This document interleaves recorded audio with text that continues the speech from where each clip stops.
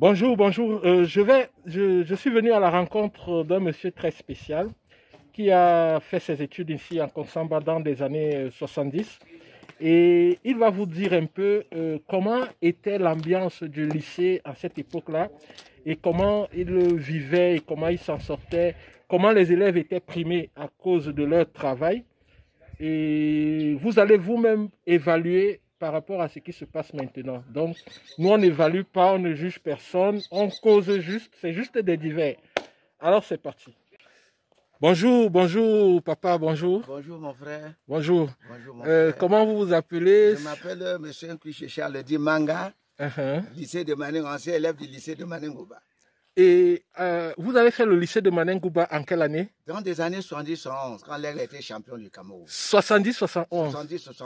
Quand Aigle de Konsamba était champion. Du Mungo était champion du Cameroun. Wow. Les Tchatchaboy du Mungo. Tchatchaboy. Les Tchatchaboy du Mungo. Oh, vraiment. À l'époque, alors. Vraiment, mon frère. Bon, et comment ça se passait au lycée? Donc, avec vos enseignants au lycée, l'ambiance avec les élèves et tout? Au lycée, mon professeur de français en 6e était M. Rezerman. Il fumait le bleu filtré. Mon professeur de français, c'était mon professeur de français, c'était Ozela. Monsieur Ozela. Monsieur Ozela. Monsieur Ozela. Il était de quelle nationalité? Il était petit. Ah, Monsieur ok. Ozela. Okay. Et mon professeur d'anglais, c'était Monsieur Ekwa. Wow. Mon professeur de mathématiques, c'était Monsieur Point Jean-Pierre. J'ai répété peut-être. Oui. Et mon professeur de latin, c'était Madame Jolie. Elle était aussi jolie. Oui, elle était aussi une blanche, elle était aussi jolie. Elle était jolie. Elle était aussi jolie. Ça alors. C'est ça. Voilà.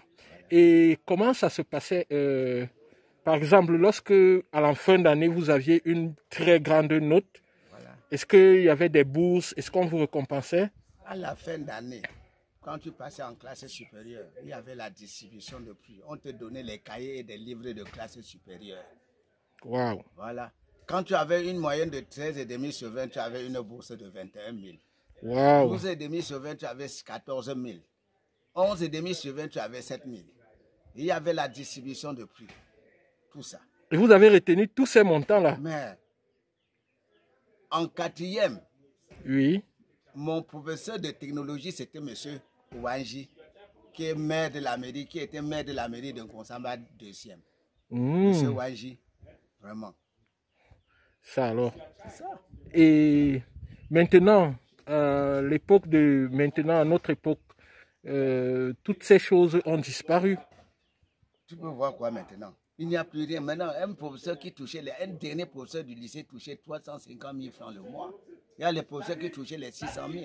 Actuellement, un professeur va à la banque et va toucher 150 000, 200 000. Même là-bas au lycée, il n'y a plus de distribution de prix. Il n'y a plus de bourse, rien. Rien.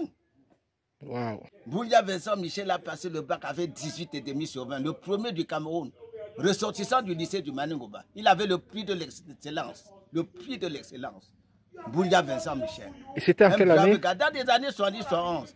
Wow. Il était devant nous en terminale et on était en 6e, 4e, 5e.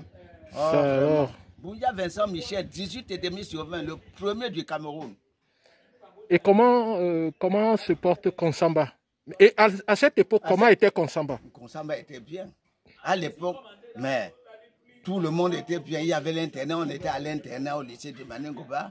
À 12 heures, tout le monde partait manger au réfectoire.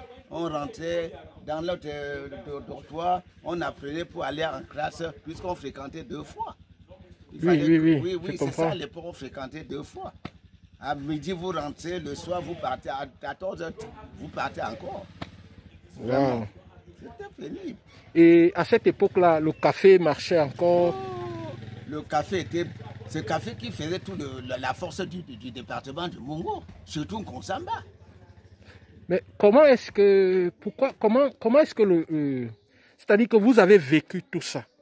Comment le café a disparu? Comment l'économie basée sur le café, comment c'est tombé?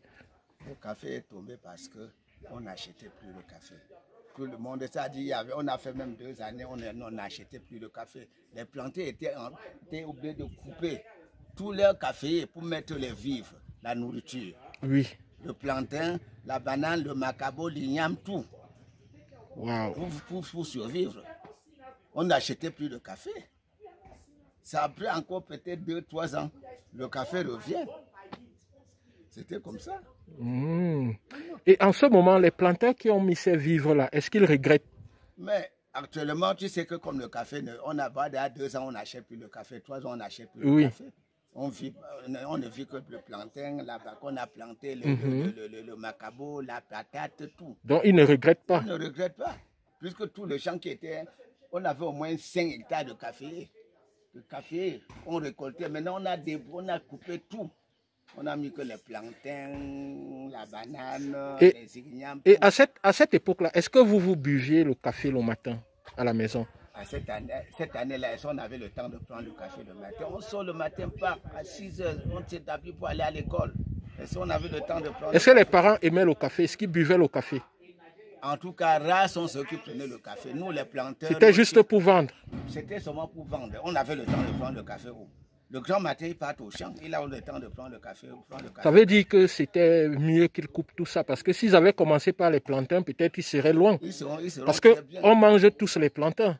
Le plantain, le macabo, la banane, les ignames. Le poivre, tout ça, on mange. On mange. Alors que le café, c'est pas trop pour nous. Non. C'était grave. On souffrait beaucoup. Nos parents souffraient beaucoup. Tu vois quelqu'un qui a 2 hectares, 3 hectares, il coupe tout. Il met seulement le vivre. Hein? C'est ça. Wow. Oh, et quel regard vous portez aujourd'hui sur la ville, la très belle ville de Konsamba? Quel est le regard que vous portez sur la ville de Konsamba maintenant? Konsamba, nous voyons maintenant que Konsamba, nous sommes bien maintenant parce que on a les champs derrière la maison, on a nos petits nourritures qu'on achète au marché. La seule chose qu'on achète au marché, ce n'est que la viande, le plantain, on coupe derrière la maison, tout, la banane, tous les ingrédients, tout. Wow. Le champ, c'est à 0 pas. Wow. Ça, c'est intéressant. Le champ, c'est à 0 pas. On a le plantain, on a la banane, on a les ingrédients.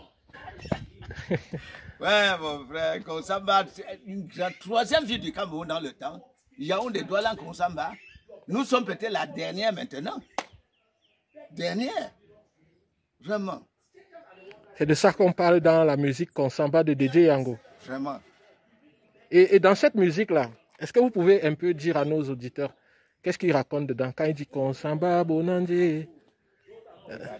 Notre frère DJ Yango, il pleure le sort de Konsamba. Dans cette musique-là, oui. Vraiment, il pleure le sort de Konsamba. Konsamba, qui était la 3e ville du Cameroun. Bon, il pleure le sort de Konsamba, c'est ça qu'on retient. Voilà. Ok, bon, merci beaucoup de nous avoir accordé cette interview. Et nous pensons que Konsamba vous pourra revivre de ses cendres, puisque ses enfants travaillent dur. Ils essayent de se battre pour que la ville reprenne ses lettres de noblesse. Il y a nos enfants qui sont même aux États-Unis d'Amérique, les professeurs en France, partout, les anciens élèves du lycée de Manengouba. Nous ne regrettons de rien. Quand ils arrivent au Cameroun, ils cherchent, oui, monsieur Manga. Le nom Manga veut dire que tête d'or. Oh, wow. J'ai marqué la plupart de mes buts avec la tête. C'est pour ça qu'on m'a surnommé Mangongene. Ah bon? Et je suis un gars babylone. Donc vous avez joué au football? Un grand footballeur du lycée. Ça alors? Merde. Avec les Simon Apollin, les Ama Piro. Le chanteur? Non, Ama Piro qui était footballeur aussi. Ah d'accord, ok. Je vois. Et on se rend compte que en Konsamba, il y a beaucoup de montagnes. Voilà le mont Lonako. Combien il y a de monts ici? Ça, c'est quel mont là-bas? Le mont Lonako. Là, c'est le mont Lonako. Oh, il est très beau, le mont Lonako. Et là, c'est le mont Manengouba. Le mont Manengouba, le mont Lonako. Wow. La maison de Ndédié. Ah, oui, en haut là-bas. Oui, voilà ça. Il y a même une école à côté, une école publique à côté. Et quand on enterrait sa maman, c'était du miracle. Il y avait beaucoup de gens. Il y avait le monde. Là où j'ai vu Roger Mila. Ah. Rogers. Il me fait souvent comme ça. On m'a dit qu'on a mangé même dans la même table, sur la même table ensemble. Rogers, il n'avait pas mangé, il n'a pas manqué l'enterrement de la mère de Didier. Ça alors. Rogers, Roger Mila. Ok. Bon, merci beaucoup pour ce témoignage. Vraiment. ce témoignage.